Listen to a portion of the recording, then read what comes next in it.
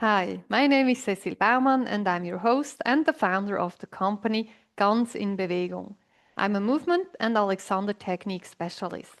My business serves holistic thinking people who want to improve their mind-body connection.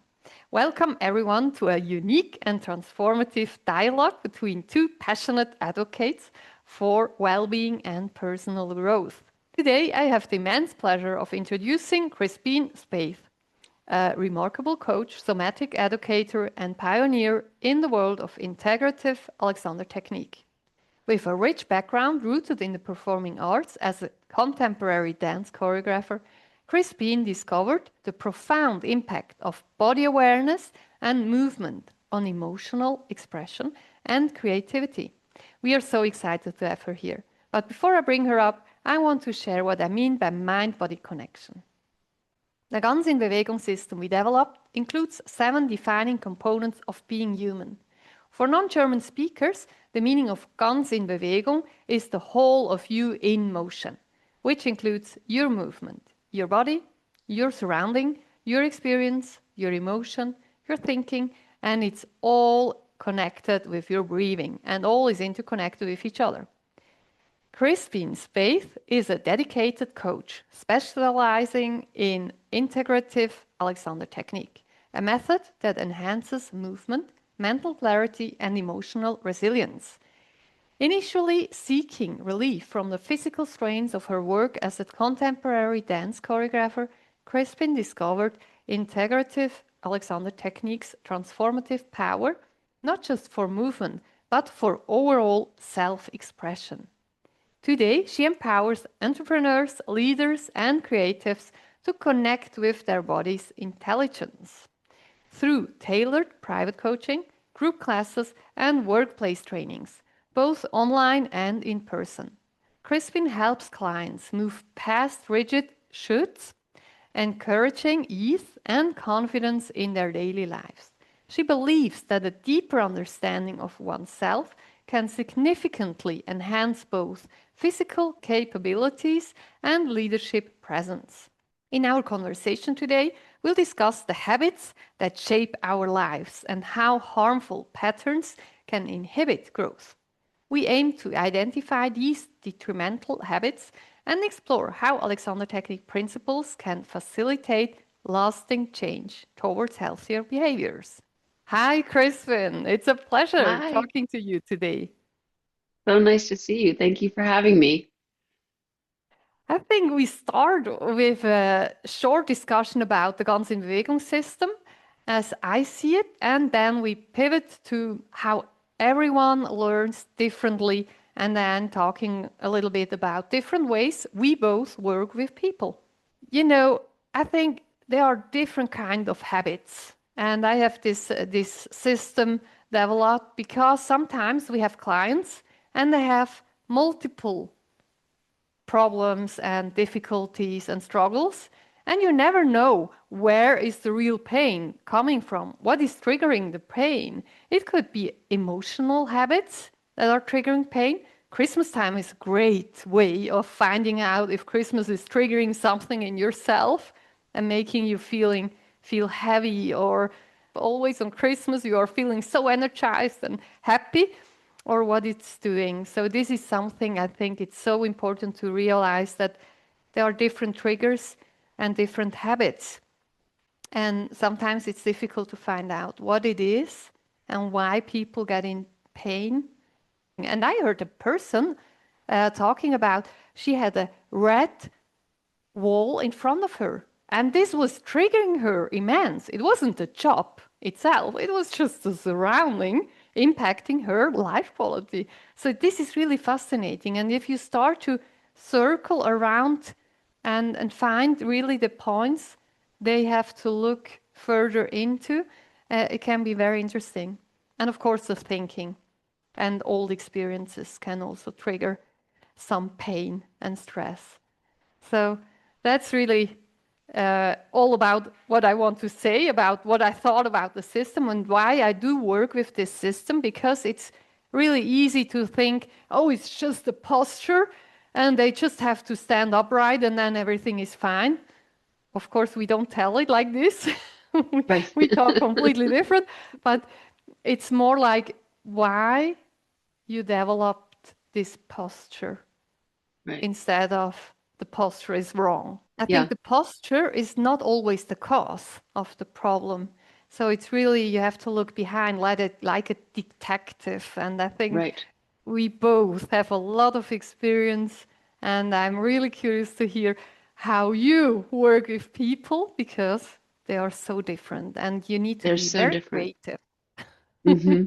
So the Alexander term, analyzing conditions of use present, Yes. that seems like that's what your system is looking at, every aspect that influences our internal life, right? So all these external things and also the things that we learned that come in. So there's part of our history, they're part of our structure now that we've been living with these ideas our whole lives.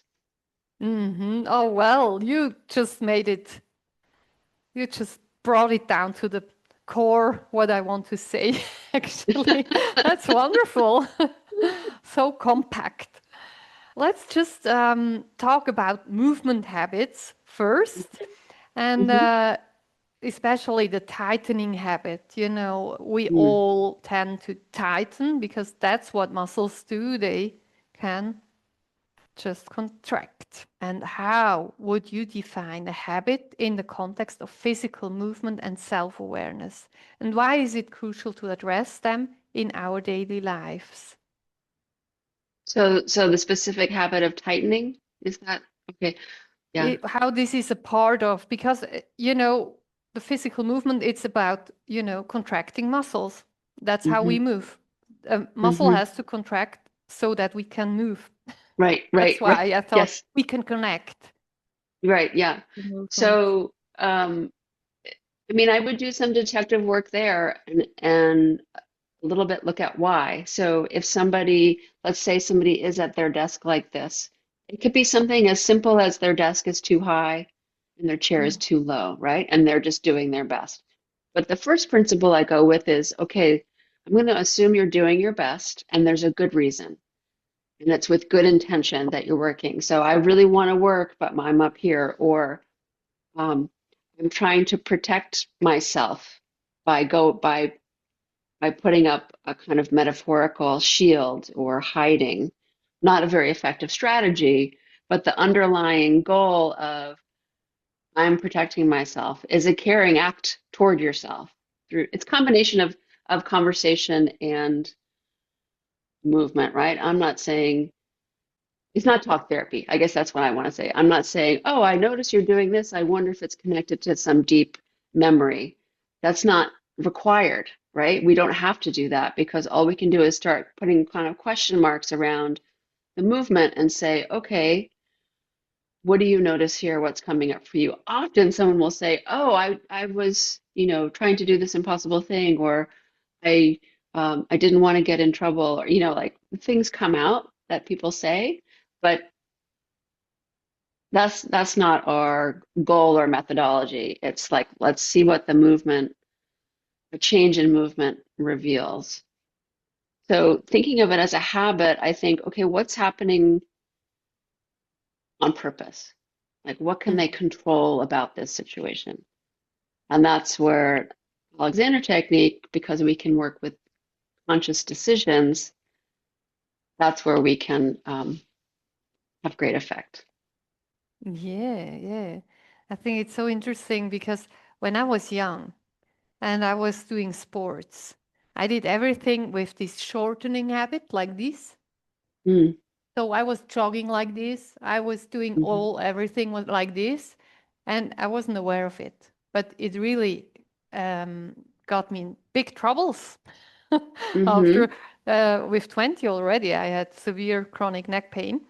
And Mm, that's for me a kind of a tightening habit hmm. that I was not aware of, that this is affecting my overall health so much.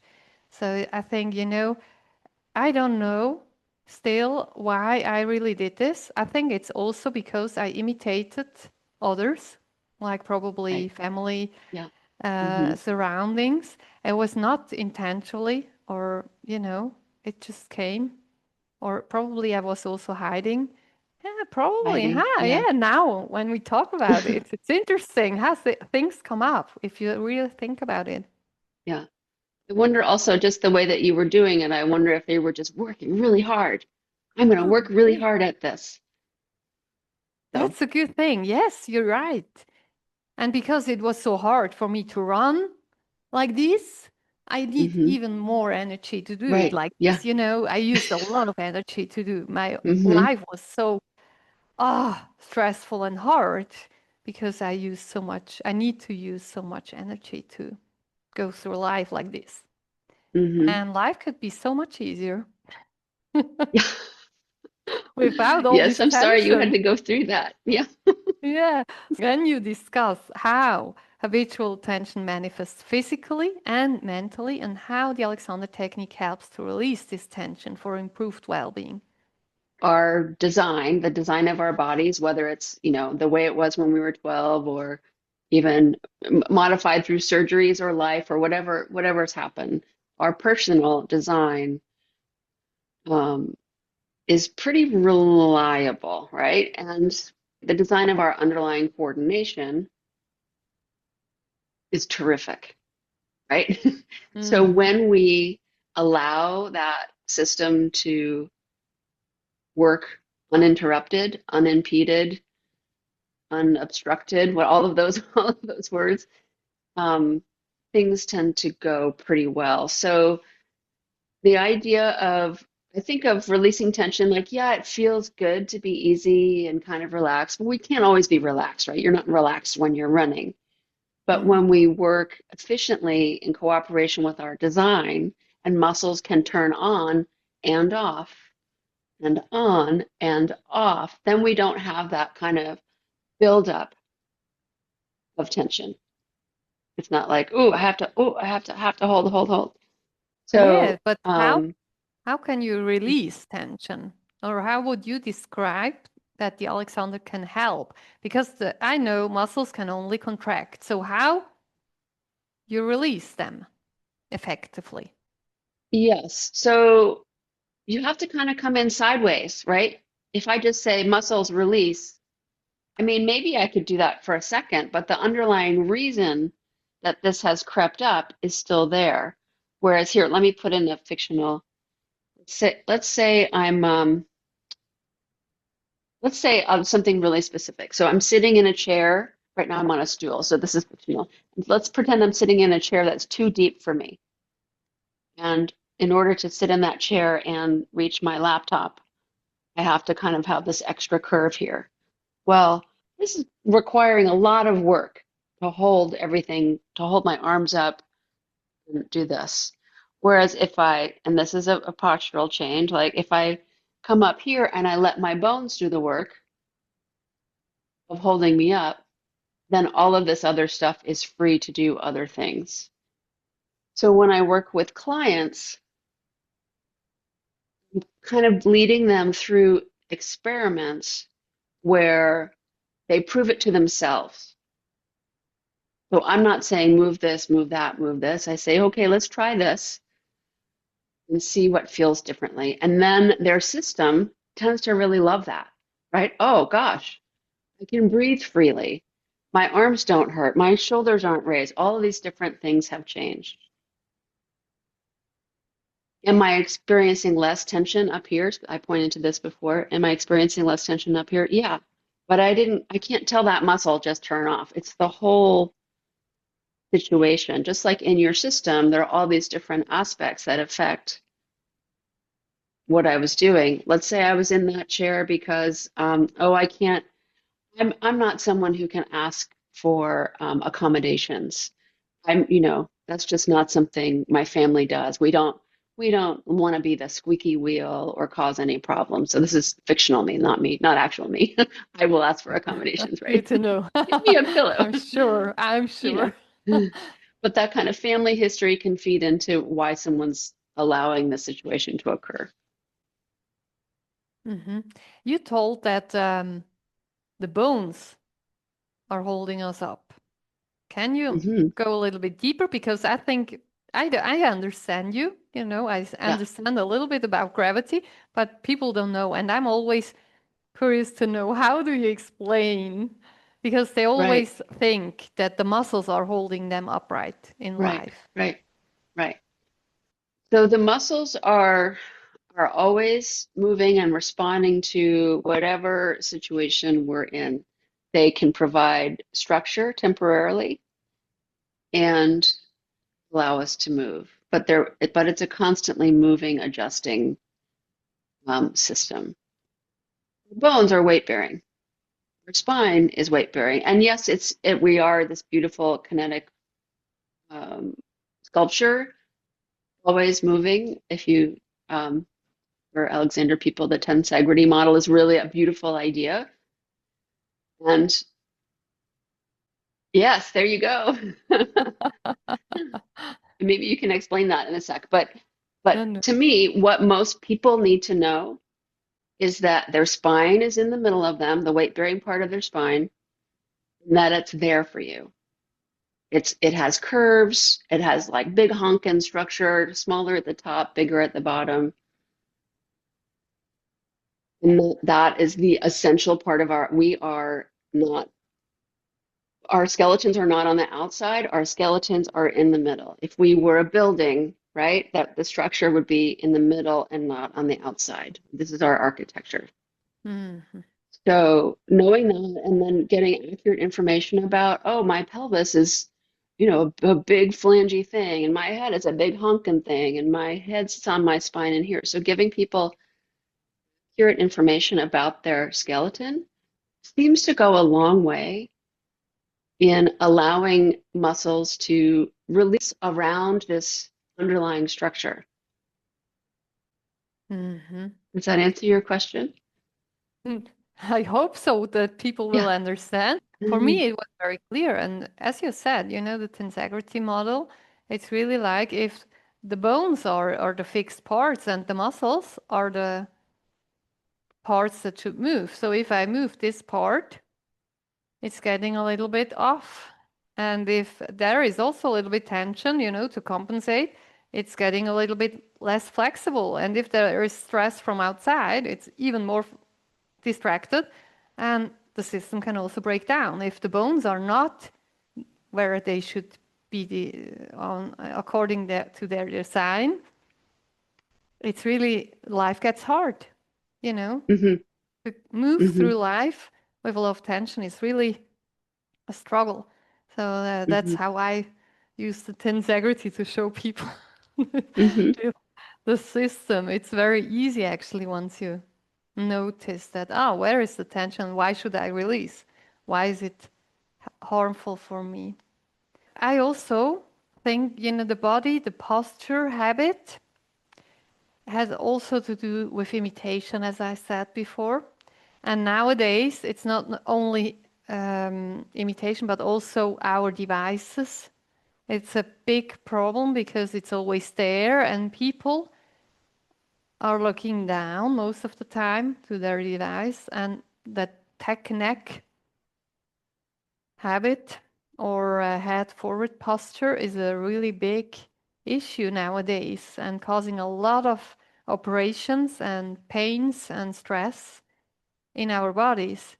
Or what are some common origins of harmful habits that you've observed in your clients, and how can Alexander Technique help in recognizing these patterns and also changing these patterns? Yes. Yeah.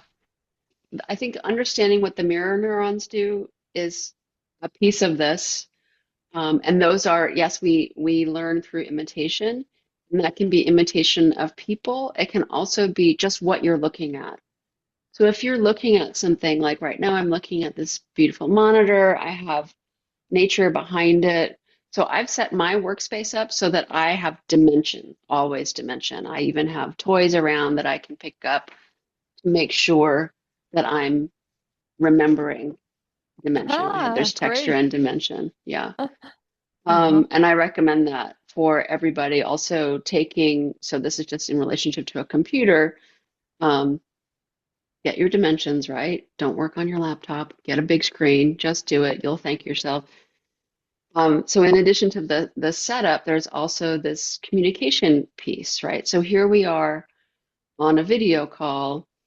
I've met you in real life, so I know kind of your dimensions, but right now you're only this big to me, right? So I have to remind myself that no, really, you're as and I'm as big. I'm head to toe. I go past the screen, right? So reminding ourselves of dimension in digital spaces.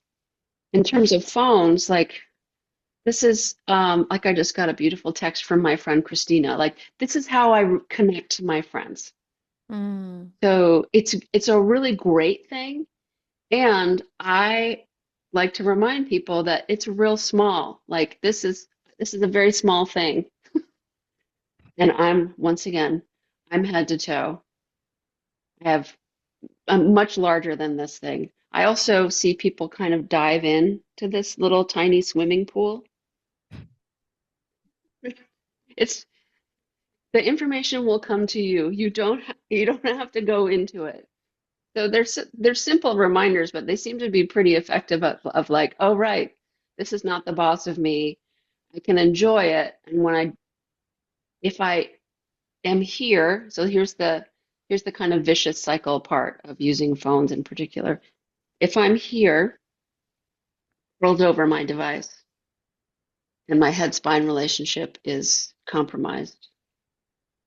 You know from Alexander Technique work that head spine relationship really matters. And if it's in a constant state of pressure, I'm going to lose my ability to make good choices, think clearly. I might lose energy. You can hear my voice getting kind of thin here. I'm having a hard time breathing. So it's not a great situation for my body thinking self, right? And I might end up looking at this thing for even longer. Whereas if I'm my whole breathing thinking self, I have free decision making capabilities, and I'll use this to talk to my friend Christina, and then maybe I'll put it down because I don't really feel like holding. So I think really just exploring our physicality with the device will take care of some of the addictive qualities of the device. Yeah, I like the approach, you know. It's always you as a whole interacting with computer, with a device, with somebody else. And that's what we train in the Alexander technique, don't we? We train Hmm. ourselves to be always present in our bodies. We don't leave and just like the brain is continuing working and the body is somehow slumping over somewhere Yeah. without consciousness. But that was me before, you know, before I knew about this method and how to save my life and my energy and, you know, getting a bit more conscious about myself. Hmm. Mm, let's continue with the thinking habits like beliefs and the action that is following habitually mind-body connection. In your experience, how does the mind-body connection play a role in forming habits, and what insights does the Alexander technique provide in addressing this relationship? The body-mind connection, mind-body all mixed up together. There's no separation between mind and body. And even if we can conceive of them, like I can think of my thoughts as a thing, and I can think of my body as a thing, but they are always working together. And even two hands aren't even enough. I need to have many hands to express this togetherness. One of the things that can interrupt that relationship is if people have an idea of how they're put together that doesn't match reality. So you just did something when we were off screen, when you were describing an arm. Will you describe that again? Okay. I thought about Barbara Carnival and body mapping. You know, it's what you think, how your body's set together, as you nicely said. It's when you think your arm is moving from here, then you will just use this part. And it's kind of restricted. When actually the movement of the arm starts already here at the collarbone. You know, here the arm is much wider, it's much further. You can really, you have a long arm from here to there or here to there. You know, we have long arms. And if you think about physics, the farther away, as you said, you know, when you have to hold something outside there, it's much harder than if you bring it together here. So if you think from here, it's probably much lighter to hold something for longer, like thinking of ballet. When I noticed this, you know, this was a turning point for my dance classes to know, to remind myself that the arm is starting here. And it's really a long arm from the inside out. It's really Yes, I think shifting. this knowledge, that I wish everyone had this knowledge, because I feel like there's so many shoulder injuries and shoulder surgeries. And I think, oh, if you had known this five years earlier, or even tomorrow, if you know, there's no, it's never too late to find out, but there's so much more freedom of movement when you understand how I call it the arm industrial complex, how your arm is really made and designed to move.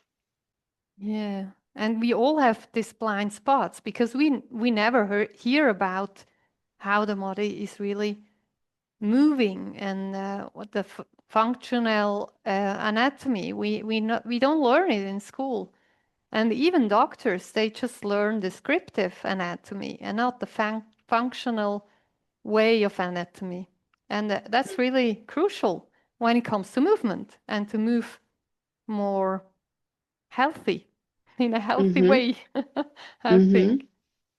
And that So has we to do both with have your a thinking. dance, yes, we both have a dance background, right? So everything that I learned about the body and anatomy was in that context. And I don't ever remember seeing a skeleton or talking about when I was a kid, you know, in college, yes, but um,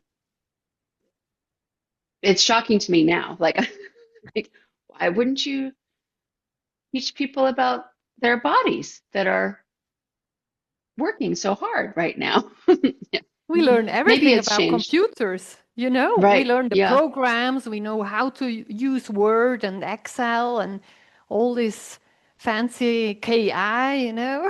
It's great. Mm-hmm. AI, Mm-hmm. it's a KI, it's a German term, Mm-hmm. artificial intelligence, it's correct in English. So we learn so much about other things, but about our bodies, it's Mm-hmm. just not enough, I Mm-hmm. think. It's really Mm-hmm. necessary to learn Mm-hmm. early on.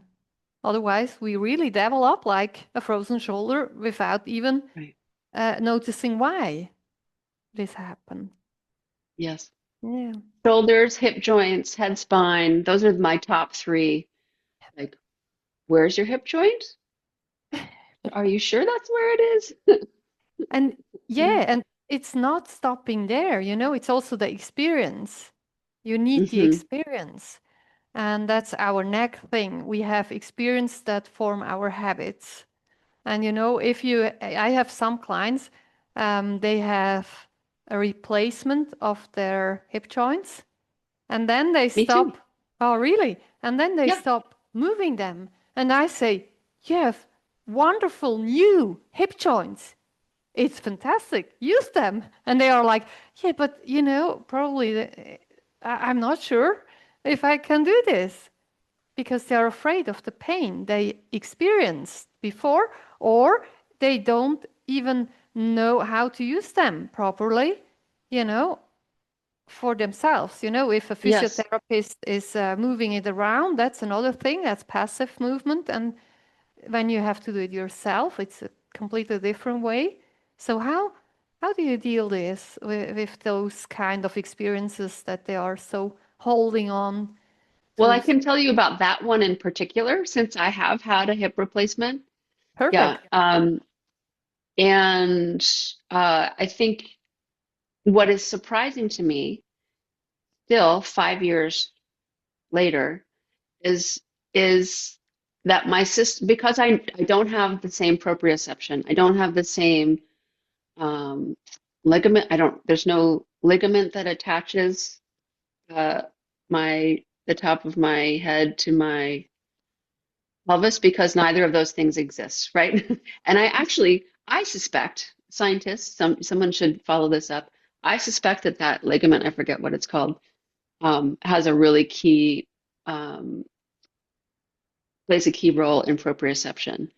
But because I don't have the proprioceptive aspects of this hip anymore, I have to, for instance, if I'm working out at the gym or doing yoga or doing any dancing things, like if I did a penché, which is, standing on one leg and kind of tipping forward like that. Yeah. Any kind of weight bearing, let's say this is my femur and this is my pelvis, any kind of weight bear, if this is the weight bearing leg and I have to move like this, my system is like, we cannot do that because we don't know where we are in space. So I'm not gonna. So the brakes go on really quickly. So I have to do things, or if I find that it's more effective when I do things where I can add some external information. I'll do it on, let's see, I can do it on this. Like if I can touch my leg so it knows where it is in space, then I can do the movement. If I don't, it's very challenging for me to do the movement. That's so interesting. Now it makes completely sense. For people who don't know what proprioception is, it's the dots that will tell our brain, probably you can explain it better, where the hand is. That's the Yeah, crucial. yeah. It's kind of the spatial locator, like where Yeah, are we in space? yeah. It's Yeah, a kind of receptor. Now I have it. That yeah. tells us where we are. So yeah, I think that's so important. Wow, that's fantastic that you could experience this and notice the challenge. I should have known this when I work with those people to How understand would you what they are know? struggling with. I never heard about this. That's amazing. Right. I mean, I think that I happen to have the information and the experience, and it was a complete surprise to me. Like, oh, yeah, it's not that I can't feel it, of course, because it's no longer um, it is part of my design. I have to keep reminding myself that it is me now, but it doesn't have the nerve endings, it doesn't have all of that stuff. So when somebody experiences any kind of change to their physical self, injury, illness, any of that stuff, this is an important reminder to me that there's no going back. Like everyone is moving forward in time. So whatever is true right now is what's important, and it encompasses everything that came before. So because I have lots of physical, experiential anatomy knowledge and through my dance life and through studying, um, I know this. Mm. I know what the difference is between my hips. I understand this one's easy. Why is this one easy? This one's hard. Why is this one hard? Oh, Yeah. because it doesn't have the same equipment anymore. Anyway, I'm going on now. Yeah, but that's really fascinating, and I think a lot of people would need this knowledge, how to help themselves move with no proprioception. Mm, yeah, And you have to use other tools. You have to yeah, touch, you have to look. hmm and to Um, remind, you said always remind myself that I have a replacement of the hip joint, that this is now a part of me. It's not hmm leaving me alone. Oh, it's there. It's holding me. hmm I think that's the hmm thinking also coming in, that's really active thinking because your body is not giving you the response Right. now. So you Yeah. have to give it more conscious thinking. hmm That's fantastic. And how have you seen the transformation of harmful habits impact performance in various settings, such as work, creative expression, or public speaking, through the lens of the Alexander technique? So I work with a lot of people around creative expression and also expression, being on stage, being at the front of a room. Yeah, I mean, it's very individual, right? The things that get in the way of somebody wanting to be on stage, that's the stuff that my clients are mostly dealing with. Like they want to be on stage, but something is impacting their expression. and sometimes it's just skill level of just not being able to meet the desire they have, or not feeling like they want to be looked at, not feeling like they want to be seen as a performer, or not feeling if they want to be too bossy or the authority in the room, even though they're leading a workshop, right? So there's a mismatch between what they want to do and their underlying belief that they can do it or should do it, or as I said, also skill level, like, oh, they don't know that they have a choice about how to use their breath, or that if you warm up in certain ways, it's easier for you to speak so you won't lose your voice. Or um, let's say someone on stage who has an idea about powerful grounding that actually, does all kinds of things muscularly to them that will make them, um, waste energy, not use. I'm adding tension here, so you can hear it in my voice. Again, another situation where I'm going to lose my breath pretty quickly. It also makes me less approachable. So um, as a style thing, releasing that, yeah, ungrounding there. You did do like doing that unground. I like to unground. Makes it possible again for muscles to turn off and on when they need to while I'm doing this thing I want to do. How do you change those habits or help people in changing their response or reaction when they are nervous or when they have to speak and they don't like to speak? So there is a whole lot to discuss, but probably you can give one way of. You said something about movements or, exercise. Sure. Yeah. Well, we do experiments like with anybody. Some of it is like, how are you standing? Are you too far forward? Are you too far back? How do we find that flexible middle space, since most people are standing when they're doing or sitting, um, where you experience um, what a supported nervous system feels like versus a system that's has alarm bells going off. So I think one thing people don't know is that how you move, how you stand, all these things um, can set off quiet alarm bells in your whole system. So if you get on stage, or if you even think about getting on stage, if someone's nervous about it, we don't have to be in a theater for this to work, right? I can just think about it, and the alarm bells tend to go off if you're someone who has those bells. So, uh, well, I'm going to interrupt with a couple of things. One is I want to give them the information that whatever chemistry has been set off in your system is going to be around for 15 to 20 minutes. So there's no point in finding it, right? So just let it cooperate with this um, energy. And it is energy, it is chemistry that's designed to help you run from a bear, right? So it's a jolt. If you try to squish it, it's just going to go off again, or it might stick around for longer. So cooperating with the small movements of life also allows this chemistry to run through your system, possibly more quickly. So it metabolizes more quickly. So that's a key piece of design information that people, it seems to be effective, just like understanding your skeleton, understanding some aspects of chemistry. I'm not an expert on all of it, but just that little piece is pretty helpful. And Mm. then experimenting with rehearsal and performance. Like, okay, if I'm back here when I'm trying to speak to somebody, they can hear for themselves how the performance goes. Or sometimes we record because sometimes they can't hear. And when they're their full size, things just go better. They feel better. They feel more expressive. Their voice naturally modulates according to their expression.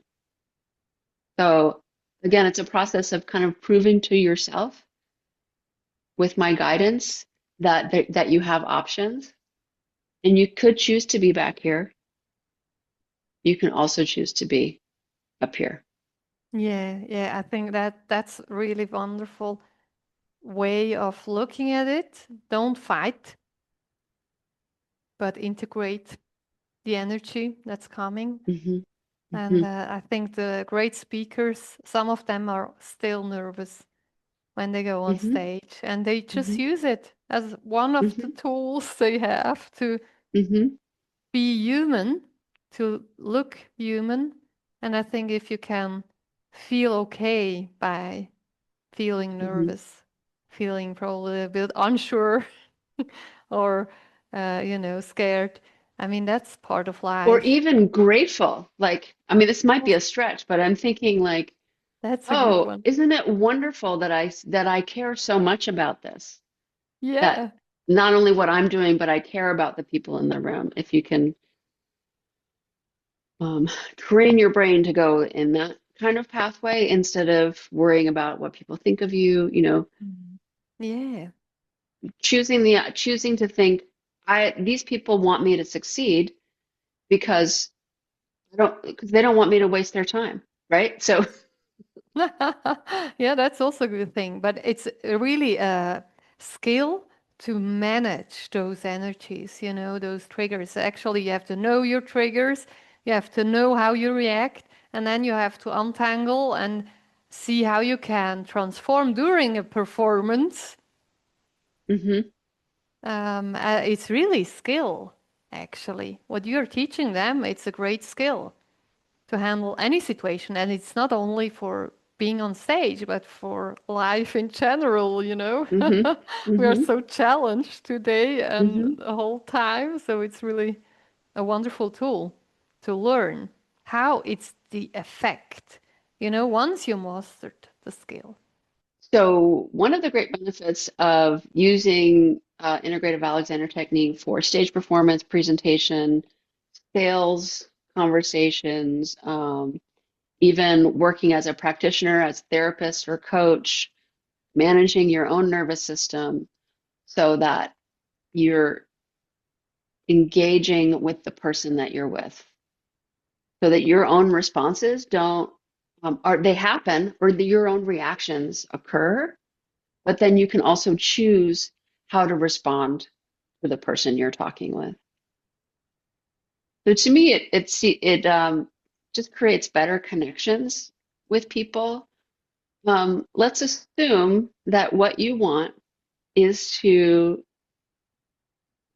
sell a product that has value to someone who needs it, right? So it's Mm-hmm. not necessarily manipulative. It's removing the obstacles to get somebody who wants the thing to buy the thing. And yes, there's money involved. So, I mean, you sell some beautiful online products, right? Yeah. And it's not manipulative to invite people to participate. It's you're improving people's lives. So, Yeah. Yeah. And I think, for me, it's more like if people don't know, they can choose. right. Yeah. Yeah. Yes. One of the reasons that I do the work that I do with entrepreneurs is that I um, want to do everything in my with my special powers, with my specific powers to support women's economic empowerment. If that Yeah. means helping people feel brave to make videos or help people get on stage or go to a networking event, if that's going to change their um, business life so that they can make their own money and feel supported, be supported by themselves, I'm there. Oh, wow. That's a wonderful mission. That's really great. And I think we really need every help we can get in our lives, to be successful. You Hmm. can't do it alone. So, what role does self-compassion play in addressing harmful habits, and how can you promote a kinder approach to oneself during this process? I think we've touched on a few examples of thanking your system, or even when you were talking about running, working so hard while you were running, like um, the things we do to um, push ourselves, challenge ourselves, protect ourselves are all really great strategies. And they often work, right? I can hide out in myself. Mm-hmm. Um, so just like having compassion for the decisions that you made before. Sometimes when people work with me and they realize how easy things can become, and also how quickly it's just like, oh, I have they have a new thought, and everything changes in their system, right? And sometimes that can be accompanied with some grief Mm-hmm. around all the wasted time. But you only learn, you find it when you're ready to learn it. I don't know. I'm sure there's some clever phrase around that, but so I think compassion for all the great strategies that we had before um, is important, and acknowledging that grief if it happens, and also that compassion it is another thing that works, right? If you're looking for effective strategies for living a happier, healthier life, self-compassion, kindness to yourself in a really active way is more effective than punishing yourself. Would you like to tell a client success story to our listeners? Sure. One of my clients wears one of these. I have a Fitbit, data tracker, and Oh. his is fancier, and it shows his stress level. And he came to work with me, and after 1 week, his stress level went down, down, down, down, down. And I was like, that is magic. I don't know I don't know what data is being measured, but it was pretty cool. Um, Another client success story is a woman who was working on a workshop. Her name is Haley, and she um, really, really hated the idea of getting up in front of people in person or online. Mm-hmm. Even though she's brilliant, has a lot to offer, and she wanted to create this workshop that she would sell directly to customers, so she had to do some sales aspects to it. Um, and what she had done in the past to kind of avoid rehearsing and avoid feeling nervous was that she would write all of her content into her slides and never rehearse. She would feel very panicked when doing any kind of presentation, Of course, I would too. reasonably, right? Yes, right. I would too.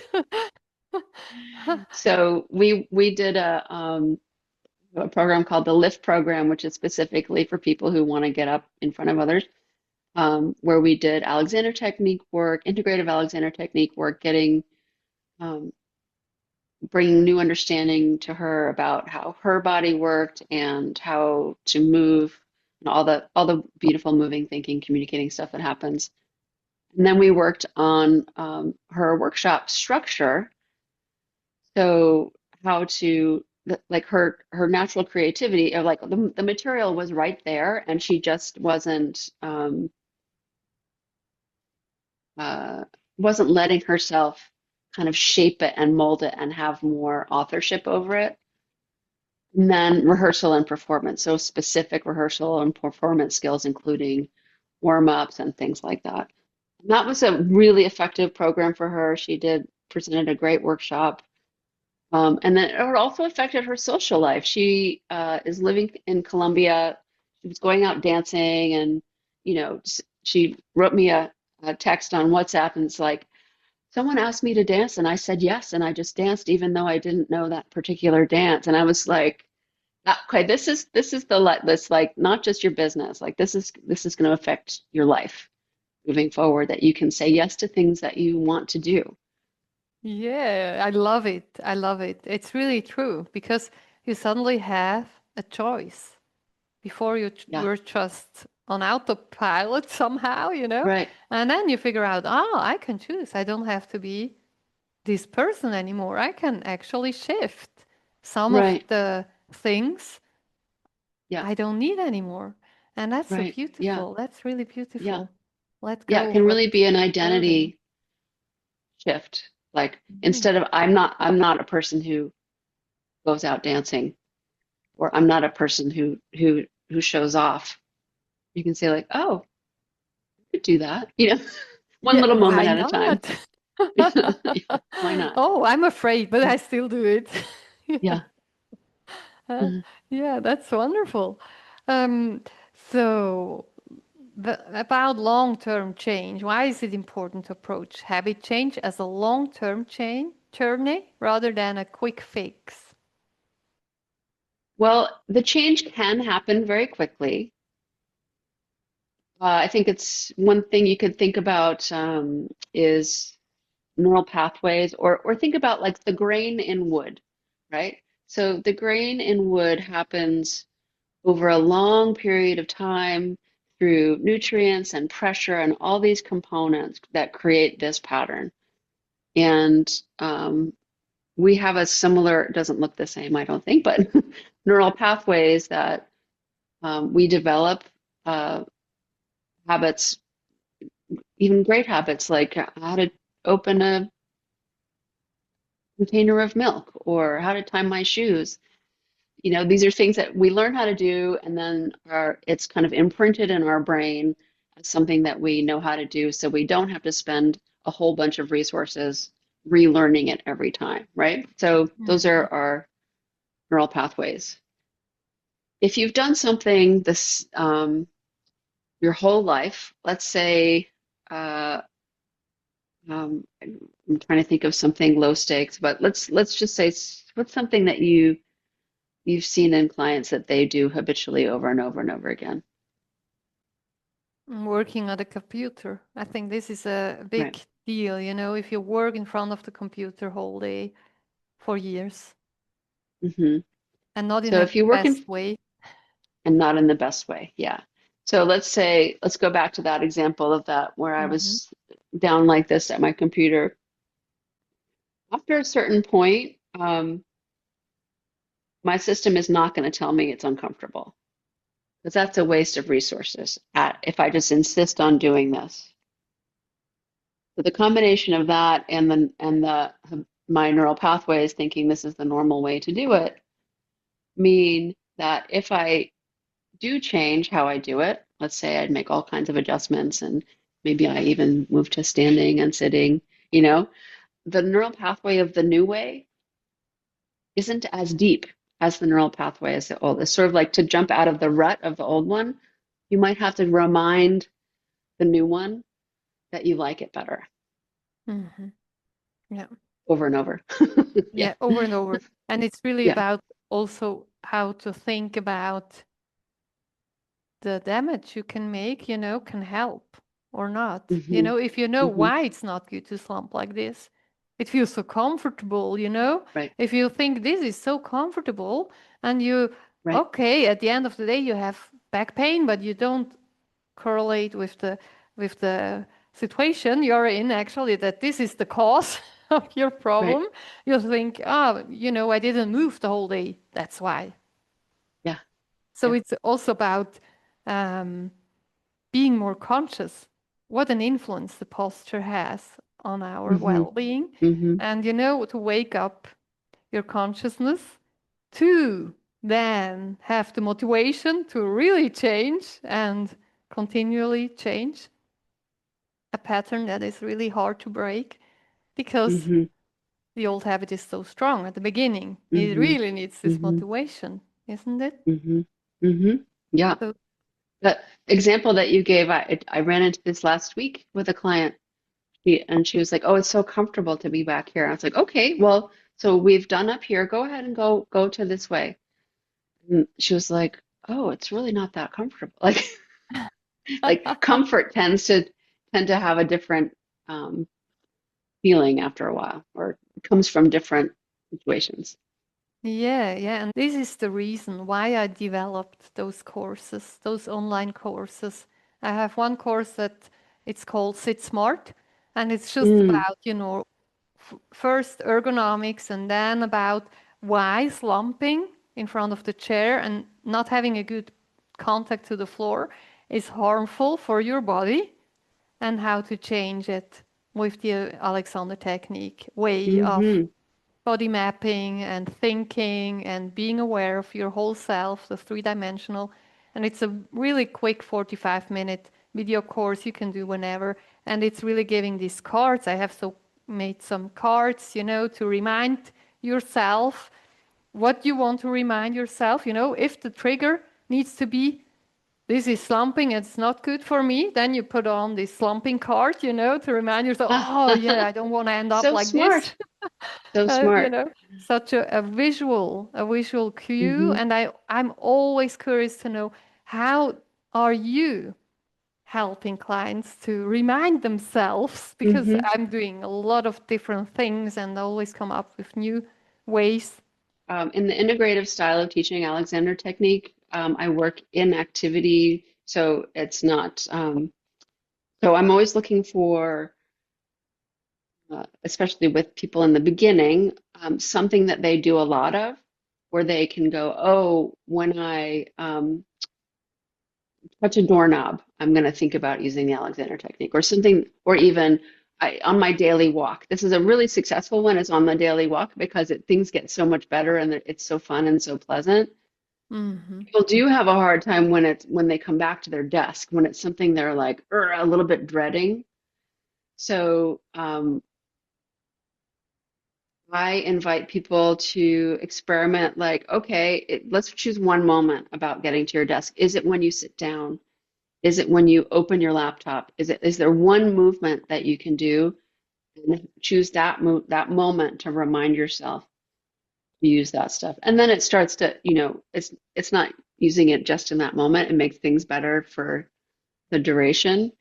But in general, finding something that's like at the beginning Mm-hmm. of what they're doing sets them up for success. So sitting, turning on the computer, opening up a new browser window. Mm-hmm. And then the other thing is just reminding people to get up once an hour. And I'm trying to do this within businesses as well, to encourage movement breaks, to not have a meeting that goes the full hour, 50-minute meetings. You must have a break. Don't make people sit in a conference room for 3 hours. Don't make Or people stand sit up. in an, or, yeah. Or stand up and move a little. Hmm. Yeah. But that's Just wiggle so around. weird. That's so I weird. know. Nobody will I do, know. even though it's That's what good I'm for working them. on. Yeah, I used to work in an office. We had this really tight conference room. It was really hard to move around. Like I Mhm. couldn't really get up. And I just started standing up. I had an alarm on my computer. I was in a position of influence, so I could do this. I was so I Good had for an you. alarm, and it would go off, and I would stand up. And then eventually people would do it with me. And we would keep the meeting going, Hmm. but we were just moving. And then we would sit down again. And it just made everyone's mood and ideas better with that tiny little movement break that was just part of our culture. So I did Hmm. influence one office. Yeah, I think, it's just a thought away. And also, to break the rules, not that it's necessary to sit, just to allow people. You're just in this room and we discuss certain topics, but you're allowed to move, to stand, to sit, to walk around even, or even lie down. I would appreciate to lie down. I can Yes. think much better if I lie down, so much more creative. But I think we are a little bit far away of those ideas, but still we can talk about it, and probably some fancy businesses will take it up and say, yeah, that's what we need. And I know Hmm. Priska Gauger included the balance time in Victorinox, Siemens, and a lot of other really big businesses. And it's helping people to Hmm. stay vital and healthy for longer. And Hmm. the sick leaves are going down. Yes. And It's good for people, business. it's really going up. Yeah, it's really Hmm. wonderful for business. So I really appreciate new ways of working. Hmm. And one thing I also do is I have another course, Moving Neck Pain to Power, because I was one of the neck pain sufferers. And especially at the computer, I had troubles because the screen is there and it magically soaked me into the computer. I was like really diving into it. I disappeared. It was just my brain, and then my back hurt, and I came out somehow. So that's why I've developed this 21-day course, and you get every day a little email, just a reminder to look at yourself and your neck pain in a holistic way to find what is triggering it. And for me, it was the computer, to keep the space, just allow the space to be in between you and the computer. You don't have to go in. You can stay Right. here. It's fine to Yeah. be there. Yeah. And to The get light will used get to it. you. Hmm? The light from the computer will reach you. Yes, It's that's really it. good at that. Yeah.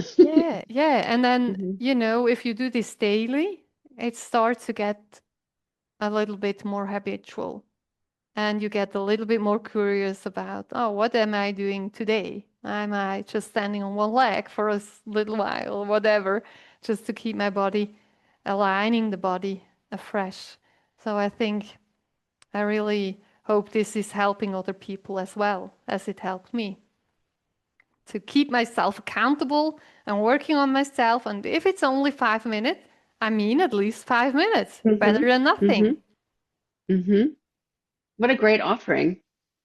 Yeah, what is your offering today? What would you like people to get out of this session? Well, like you, I'm always looking for new ways to reach new people. I have the Lift program, which I described, which is for public speakers. I also now do an online drop-in lab Oh, once a wow. month. So if people are interested in that, Oh, please give me the yeah, link and I will I put will. it Yeah, underneath with all our great, offers so people can great. choose Yeah. what's best for them. Hmm. And I Yeah, love that you're working online. That's really a great benefit for so many people. yeah, yeah. Beautiful. And it's possible. Yes.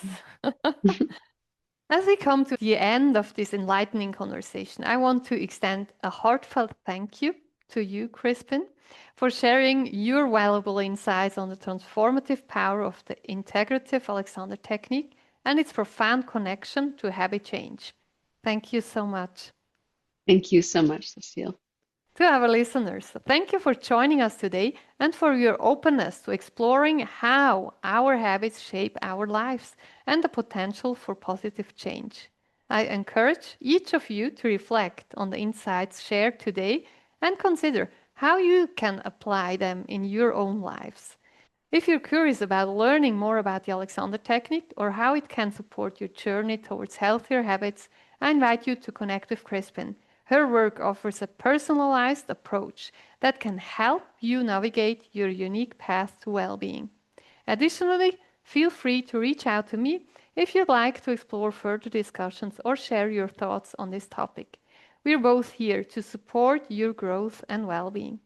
Additionally, don't forget to like and follow us on our YouTube channel, Ganz in Bewegung, where we continue to share more enlightening interviews and discussions about movement and well-being. For more information about our past interviews and resources, please visit our website.